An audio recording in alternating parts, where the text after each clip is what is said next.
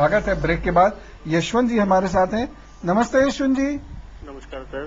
जी कैसे हैं आप? सर बढ़िया हूँ जी सर। आज बहुत हमारे नसीब आपका सर, आपसे बात हो रही है जी। तो आप डल क्यों है? नींद आ रही है? खुश क्यों नहीं है? नहीं सर, खुशी है आपसे सर बात करके थोड़ा सा जी सर, मैं अपना सर एक क्वेश्चन पूछना है। हाँ, डेट ऑफ बर्थ बताइए।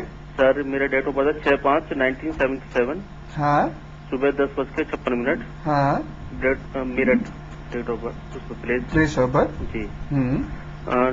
ये पवन जी, मेरी सर तबीयत बहुत खराब रहती है। भी मुझे खुद अभी डेंगू हुआ था, बिल्कुल लास्ट स्टेज तक मैं पहुंच गया था। तो उसके बाद थोड़ा सा अब ये, और थोड़ा सा अपना बिजनेस के बारे में मुझे पूछना है। अच्छा, देखिए ऐसा है ये यशवंत कि आप हमेशा ही इन्फेक्शंस बहुत जल्दी पकड़ेंगे, बचपन से ऐसा है और हमेशा ऐसा रहेगा। ठीक है। आप इमोशनल भी बहुत जल्दी हो जाएंगे। जहां कहीं हंसते हुए लोग दिखेंगे आप भी हंसने लगेंगे, जहां कहीं रोते हुए लोग दिखेंगे आप भी रोने लगेंगे। और मई 2010 के बाद आपकी हेल्थ में खुद ब खुद इजाफा होने लगेगा, ठीक हो जाएगी, हेल्थ अच्छी हो जाएगी, चिंता मत करिए। और हमेशा एक चांदी की चेन पहना कीजिए और कैल्शियम की कमी शरीर में नहीं होने दीजिएगा। और हमेशा ध्यान रखिएगा यूरिन कहीं इधर उधर मत किया कीजिए। और उसके साथ साथ जल का सेवन चांदी के ग्लास में ही करें, ऐसा एक नियम बना लीजिएगा।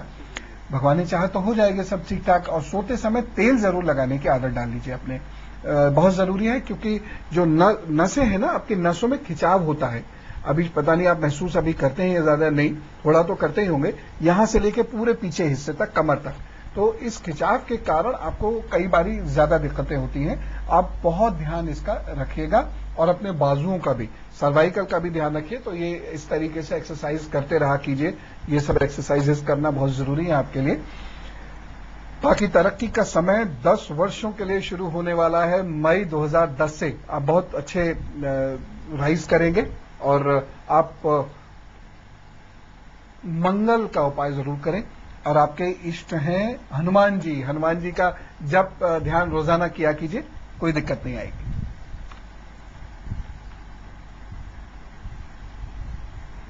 तो हम लोग बात कर रहे थे ग्रहों की।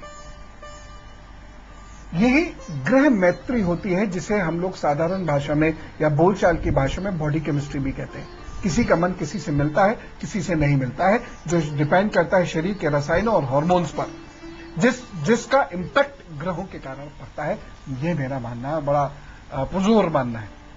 इसलिए जरूरी नहीं होता कि दो अच्छे लोग हैं लेकिन एक दूसरे को पसंद ही करें, या दो विद्वान हों लेकिन आपस में मित्र ही हों। और कुछ रिश्तों के टूटने के पीछे ठोस ज्योतिषीय आधार होते हैं। हाथों से भी जाना जा सकता है, कुंडली से भी जाना जा सकता है। क्यों ऐसा होता है कि बरसों से चली आ रही दोस्ती या प्रेम के रिश्तों में अचानक खटास होने लगती है? परिस्थितियां, हम कहते हैं परिस्थितियां हैं, लेकिन ग्रह गोचर ये होता है इसका कारण। जब कभी भी किसी के तीसरे भाव में या तीसरे घर के मालिक को या मंगल तथा बुध को शनि और राहु ग्रह गोचर में प्रभावित कर देंगे तो समस्याएं होंगी। दोस्तों से तो होंगी, भाई बहनों से भी समस्या होंगी और उनके साथ रिश्तों में खटास आ जाएगी। जब मंगल शनि राहु शुक्र बृहस्पति को प्रभावित कर देंगे, मंगल शनि राहु शुक्र या बृहस्पति को प्रभावित कर देंगे, तो पति पत्नी या प्रेमी प्रेमिका के रिश्ते में समस्या हो जाएगी। इसलिए इन ग्रह गोचर का पति पत्नी को बहुत ज्यादा ख्याल रखना चाहिए। कभी भी कोशिश यही करनी चाहिए कि जब ये विपरीत ग्रह गोचर आ गया, अनफेवरेबल ग्रह गोचर आ जाए, तो हमेशा अपने को लो प्रोफाइल रखें और छोटी छोटी बातों पर झगड़ने से बचें। नहीं तो इन्हीं ग्रह गोचर के समय पे हमें ये शिकायत होती है कि बता इतने दिनों से ठीक हो रहा था, पता नहीं 1 साल 1.5 साल से क्या होता जा रहा है, हम बहुत लड़ रहे हैं। और ये काफी नुकसानदायक सिद्ध हो सकता है। इसलिए अपने आप को बहुत मैनेज करना पड़ता है। ये तक निकाला जा सकता है ग्रह गोचर के हिसाब से कि अच्छा सुबह 7 से 9, 10, 11, अच्छा भाई सुबह 10 से 11:30 के बीच में आप पति पत्नी का झगड़ा जरूर होगा। यकीन कीजिए निकाला जा सकता है। ज्योतिष के माध्यम से ये पॉसिबल है। ये भी निकाला जा सकता है कि पत्नी को किस वक्त गुस्सा आएगा। खैर, जिंदगी आसान हो जाती है ज्योतिष की मदद से, ये बात तो सच है। पर कभी कभी सूर्य शनि राहु से प्रभावित हो जाते हैं तो पिता पुत्र के संबंधों में परेशानी आने लगती है। जब भी चंद्रमा गोचर में कमजोर हो जाता है या ग्रहण के समय में कमजोर हो जाता है और कुंडली के चौथे भाव में सूर्य, राहु और केतु प्रभावित कर देते हैं तो मां से रिश्ता खराब हो जाता है। ये होता है, बहुत होता है, आश्चर्य होगा सुन के, लेकिन कुछ कुछ केसेस ऐसे हैं जहां मां ने बेटे को त्याग दिया, बेटी को त्याग दिया। क्रोध में मां और बेटे में झगड़ा हो गया, बेटे ने मां पर हाथ उठा दिया। हम लोग यहां अक्सर सवाल जवाब ऐसे होते हैं, आपने सुने भी होंगे, ऐसा होता है।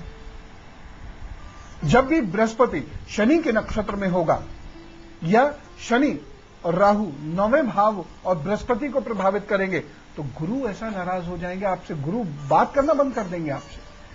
और यदि बुध पर राहु केतु प्रभाव डालेंगे तो बच्चों से संबंध खराब हो जाएंगे। जिन बच्चों को आपने पाला पोसा बड़ा किया, उन बच्चों से संबंध ऐसे खराब हो सकते हैं कि एक दूसरे को देखना ना पसंद करें।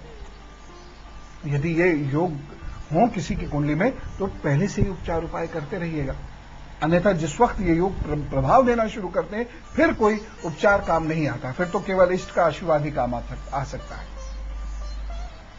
शुक्र और बृहस्पति जब प्रभावित हो जाते हैं राहु शनि मंगल से तो दोस्ती टूट जाती है, बरसों बरस पुरानी दोस्ती में दरार आ जाती है, शक शुबा पैदा हो जाता है एक दूसरे के प्रति। सूर्य तथा चंद्र पर शनि, राहु और केतु का प्रभाव जनता से संबंध बिगाड़ देता है। इसलिए राजनीतिक के लोग जो हैं, सामाजिक और धर्म का कार्य करने वाले जो लोग हैं जिनका जनता से संपर्क रहता है, वो विशेष ध्यान रखें इस योग का, क्योंकि इस योग का जब प्रभाव नहीं पड़ रहा है तब आप इसका उपाय कर सकते हैं, रोक सकते हैं, लेकिन अगर प्रभाव पड़ना शुरू हो गया दिमाग और शरीर पर तो फिर रोके नहीं रुकता। तो कुल मिलाकर देखिए तो आप पाएंगे कि